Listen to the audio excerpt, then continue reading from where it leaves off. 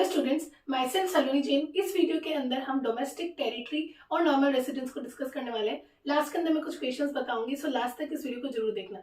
सबसे पहले हमें जानना है डोमेस्टिक इनकम क्या होता है। डोमेस्टिक इनकम क्या होता है? डोमेस्टिक टेरिटरी में अर्न किया गया हो, ठीक है, जो भी फैक्टर इनकम है वो डोमेस्टिक टेरिटरी में अर्न किया गया हो, चाहे यहाँ के लोगों ने अर्न किया हो या फिर बाहर के लोगों ने अर्न किया हो, उससे फर्क नहीं पड़ता है। मतलब चाहे नॉर्मल रेसिडेंट्स ने अर्न किया हो या फिर नॉन रेसिडेंट्स ने अर्न किया हो, अगर वो इनकम डोमेस्टिक टेरिटरी में अर्न हुई है तो वो हमारी डोमेस्टिक इनकम हो जाएगी। दूसरा आता है नेशनल इनकम। नेशनल इनकम में वर्ड आता है नॉर्मल रेसिडेंस। अगर फैक्टर इनकम जो है वो नॉर्मल रेसिडेंस ने अर्न किया है तो वो हमारी नेशनल इनकम हो जाएगी।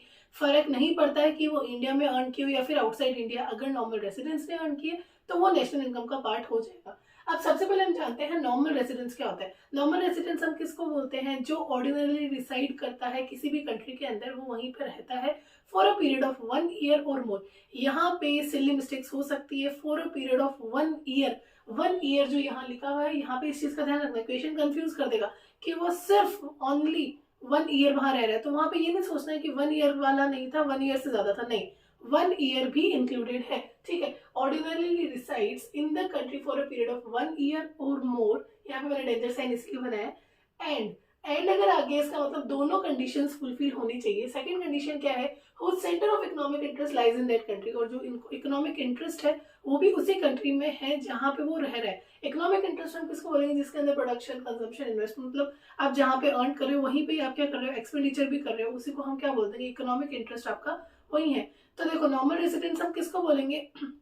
अगर कोई 1 साल या 1 साल से ज्यादा किसी कंट्री में रहता है और सेकेंडली उसका इकोनॉमिक इंटरेस्ट उस कंट्री में अगर लाई करता है तो वो उस कंट्री का क्या हो जाएगा? नॉर्मल रेसिडेंट हो जाएगा। अब देखो इसके अंदर हम और क्या क्या इंक्लूड करते हैं, क्या इंक्लूड नहीं करते हैं, वो हम देखते हैं। सबसे पहला है citizen of a country working in international organisation like WHO, मतलब वर्ल्ड बैंक एंड IMF, और foreign embassies located in that country. अब देखो यहाँ पे क्या हो रहा है, जैसे मान लो इंडिया के अंदर अगर कोई भी IMF का कोई ऑफिस है, वर्ल्ड बैंक का कोई ऑफिस है, ठीक है, तो अगर वहां पे या फिर कोई भी फॉरेन एम्बेसीज है अगर इंडिया के अंदर बनी है, ठीक है, उसके अंदर अगर कोई भी इंडियंस काम कर रहे हैं, उसी कंट्री के कोई सिटीजन काम कर रहे हैं, तो वो नॉर्मल रेसिडेंट कहाँ हो जाएंगे? वहीं के माने जाएंगे। मतलब मान लो अगर इंडिया के अंदर कोई जापान एम्बेसी है या फिर कोई वर्ल्ड बैंक का कोई ऑफिस है, IMF का कोई ऑफिस है, तो उस पर्टिकुलर के अंदर अगर कोई इंडियन काम कर रहा है तो वो काम कहाँ कर रहा है? वो इंडिया में ही कर रहा है, ठीक है। माना कि वो जो फॉरेन एम्बेसीज है वो डोमेस्टिक टेरिटरी का पार्ट नहीं है, लेकिन अगर हम देखें तो उस पर्टिकुलर जो काम कर रहा है उसका क्या हो रहा है? जो इकोनॉमिक इंटरेस्ट है वो कहाँ पे लाई कर रहा है? वो इंडिया में ही लाई कर रहा है। सेकेंडली वो ऑर्डिनरली रिसाइड कहाँ कर रहा है? इंडिया में ही कर रहा है। तो अगर किसी भी फॉरेन एम्बेसी के अंदर कोई भी इंडियन काम करता है, ठीक है, इंडिया के अंदर अगर वो फॉरेन एम्बेसी है और अगर उसके अंदर कोई भी इंडियन काम करता है जिसका जो वहीं पे रहता है और जिसका इकोनॉमिक इंटरेस्ट भी वहीं लाई करता है, तो वो क्या हो जाएगा? नॉर्मल रेसिडेंट माना जाएगा। तो यहाँ पे ये हमारे पास में नॉर्मल रेसिडेंट माना जाएगा। सेकेंड है बॉर्डर वर्कर्स और persons who cross the border between 2 countries daily और regularly in order to work in one country are the residents of the country in which they live, not of country in which they are working। अब यहाँ पे border workers के case के अंदर क्या हो रहा है? बॉर्डर वर्कर्स किसको बोलते हैं? जो बॉर्डर क्रॉस करके दूसरी कंट्री के अंदर काम करने जा रहे हैं। तो अगर मान लो जो भी ये बॉर्डर वर्कर्स होते हैं वो रहते कहाँ है? वो इंडिया में ही रह रहे हैं। अगर वो इंडिया का बॉर्डर क्रॉस करके किसी और कंट्री में काम करके आ भी रहे, माना वहां पे वो क्या कर रहे हैं? काम कर रहे हैं, अर्न वहां पे कर रहे हैं, लेकिन वो जो अर्न करके ला रहे हैं वो कहाँ पे खर्चा कर रहे हैं? वो इंडिया में ही कर रहे हैं। वो रह भी इंडिया में रहे, खर्चा भी इंडिया में ही कर रहे हैं, तो वो भी नॉर्मल रेसिडेंट्स इंडिया के ही माने जाएंगे। थर्ड है हमारे पास में officials, diplomats and members of the arm forces of a foreign country are treated as normal residents of the country to which they belong. अब ये जो भी होते हैं ऑफिशियल्स, डिप्लोमेट्स, जो भी आर्म फोर्सेस के अंदर जो बड़े बड़े ऑफिसर्स वगैरह आते हैं जो किसी कंट्री से यहाँ पे मान लो अगर इंडिया के अंदर आ रहे हैं, तो वो नॉर्मल रेसिडेंट किसके माने जाएंगे? जिस कंट्री के वो बिलोंग करते हैं, मतलब वो जहां से आए हैं वो वहीं के ही नॉर्मल रेसिडेंट माने जाएंगे, क्योंकि ये एम्प्लॉयमेंट उन्हें कहाँ से मिली है? उन्हें उनके कंट्री से ही मिली है। सेकेंडली उनका इकोनॉमिक इंटरेस्ट भी वहीं लाई कर रहा है। माना कि वो अगर यहाँ पे इंडिया में आए भी हैं लेकिन वो कुछ टाइम के लिए आते हैं, तो उस केस के अंदर ये भी जो ऑफिशियल्स, डिप्लोमेट्स, मेंबर्स जो होते हैं ये सारे अपनी ही कंट्री के माने जाएंगे, इंडिया के नहीं माने जाएंगे। नॉर्मल रेसिडेंट्स इंडिया के नहीं माने जाएंगे, ठीक है। अब और क्या क्या नहीं आता है? Travelling, holidays, medical treatment, studies वगैरह के लिए अगर कोई इंडिया में आ रहा है तो वो इंडिया का नॉर्मल रेसिडेंट नहीं माना जाएगा। सेकेंड है crew members of foreign vessels. Foreign vessels है, अब फॉरेन वेसल्स के अंदर अगर कोई क्रू मेंबर्स है तो वो इंडिया के नॉर्मल रेसिडेंट्स नहीं हो जाएंगे। थर्ड है foreigners who are employees of non-resident enterprises and who have come to the country for installing machinery। वो सारे फॉरेनर्स मतलब वो सारे इंजीनियर्स जो कहीं और काम करते हैं, ठीक है, आउट ऑफ इंडिया कहीं और वो एम्प्लॉयड है और वो इंडिया के अंदर सिर्फ इंस्टॉलेशन के लिए अगर आ रहे हैं, तो मशीन इंस्टॉल करने कुछ डेज लग गए या फिर मान लो कुछ महीने भी लग गए, तो वो यहाँ पे इंडिया का नॉर्मल रेसिडेंट नहीं हो जाएगा, क्योंकि वो एम्प्लॉयड कहीं है और उस कंपनी के थ्रू वो यहाँ पे आए हैं और उनका इकोनॉमिक इंटरेस्ट भी उन्हीं के कंट्री के अंदर लाया करता है, इसलिए वो इंडिया के अंदर नॉर्मल रेसिडेंट नहीं माना जाएगा। अब इसके अंदर देखो कुछ क्वेश्चंस है। Indians working in foreign embassies in India, अगर कोई इंडियन जापान एम्बेसी में, अगर इंडिया के अंदर जो जापान एम्बेसी अगर उसके अंदर काम कर रहा है, तो वो नॉर्मल रेसिडेंट होगा या नहीं होगा? हो जाएगा। अभी अभी हमने डिस्कस किया था कि अगर IMF का ऑफिस है, वर्ल्ड बैंक का कोई ऑफिस है या फिर कोई फॉरेन एम्बेसी है, उसके अंदर अगर कोई इंडियन काम करता है तो वो यहाँ पे नॉर्मल रेसिडेंट ही माना जाएगा। सेकंड है ambassador in India from rest of the world, ROW मतलब यहाँ पे रेस्ट ऑफ द वर्ल्ड है। अब देखो कोई भी अगर एम्बेसडर है, सबसे पहले तो एम्बेसडर होता क्या है, जो क्या करता है, कंट्री को रिप्रेजेंट करता है। तो अगर किसी भी देश का एम्बेसडर अगर इंडिया में आया है तो वो उसी कंट्री का नॉर्मल रेसिडेंट माना जाएगा, इंडिया का नहीं माना जाएगा। थर्ड है हमारे पास में Indians employed in WHO located in India, WHO हो, IMF हो, वर्ल्ड बैंक हो, कुछ भी हो, अगर कोई भी इंडियंस एम्प्लॉयड है और वो कहाँ पे है, इंडिया में ही है, तो वो इंडिया का नॉर्मल रेसिडेंट माना जाएगा। ये तो है हमारे पास में नॉर्मल रेसिडेंट का कंसेप्ट। दूसरा है हमारे पास में डोमेस्टिक टेरिटरी। डोमेस्टिक टेरिटरी के अंदर क्या होता है, हम यहाँ पे इकोनॉमिक टेरिटरी की बात करते हैं, पॉलिटिकल टेरिटरी की बात नहीं करते। पॉलिटिकल टेरिटरी मतलब जो भी हमारे पास में मैप्स में दिखता है, हम उस पर्टिकुलर टेरिटरी की बात नहीं करते हैं, हम इकोनॉमिक टेरिटरी की बात करते हैं। और इकोनॉमिक टेरिटरी हम किसको बोलते हैं?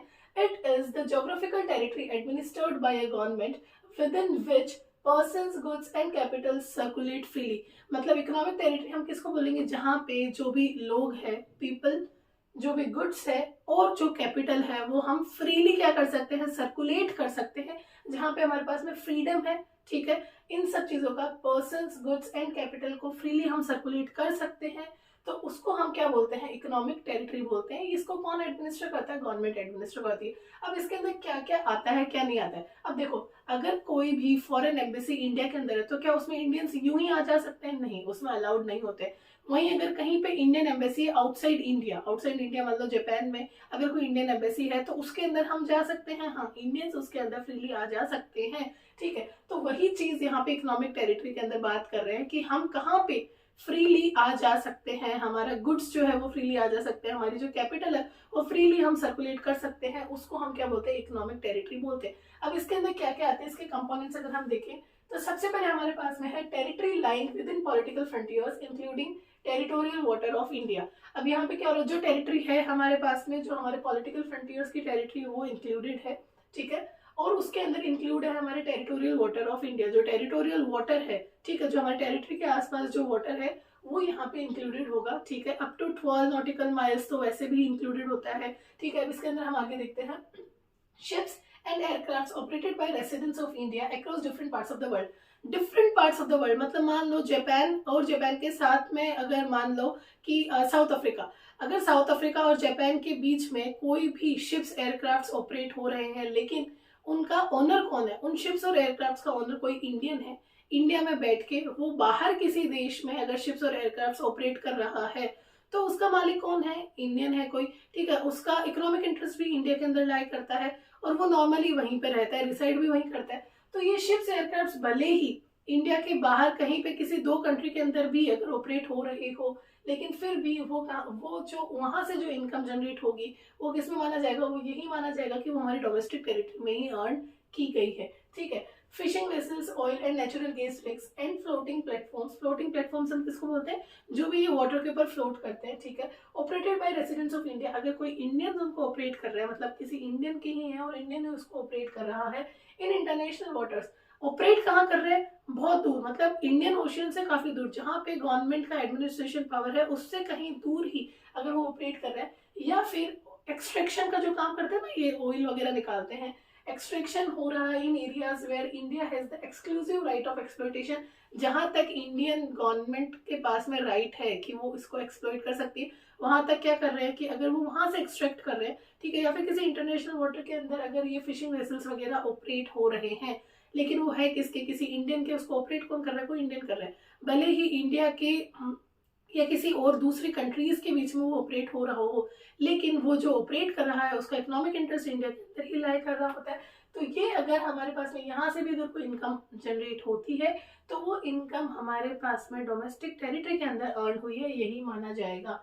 Embassies, consulates and military establishments of the country located abroad, अगर मान लो हमारे इंडिया का कोई भी एम्बेसी, कॉन्सुलेट्स और मिलिट्री एस्टेब्लिशमेंट अगर किसी कंट्री के अंदर बना है तो वो वहां पे भी हमारा डोमेस्टिक टेरिटरी का पार्ट हो जाएगा। मतलब मान लो इंडिया के अंदर अगर कोई फॉरेन एम्बेसी है तो वो फॉरेन एम्बेसी हमारा डोमेस्टिक टेरिटरी का पार्ट नहीं होगा, लेकिन अगर कोई इंडियन एम्बेसी जापान में है तो वो हमारी डोमेस्टिक टेरिटरी का पार्ट हो जाएगा। That's it. डोमेस्टिक टेरिटरी के अंदर सिर्फ इतना याद रखना है हमें कि एक तो हम यहाँ पे इकोनॉमिक टेरिटरी की बात करते हैं, एक हम यहाँ पे टेरिटोरियल वाटर्स ऑफ इंडिया जो हमारा इंडियन ओशियन है जिसके अंदर जहां तक हमारे पास में एक्सक्लूसिव राइट है वो भी हमारा डोमेस्टिक टेरिटरी का पार्ट हो जाएगा।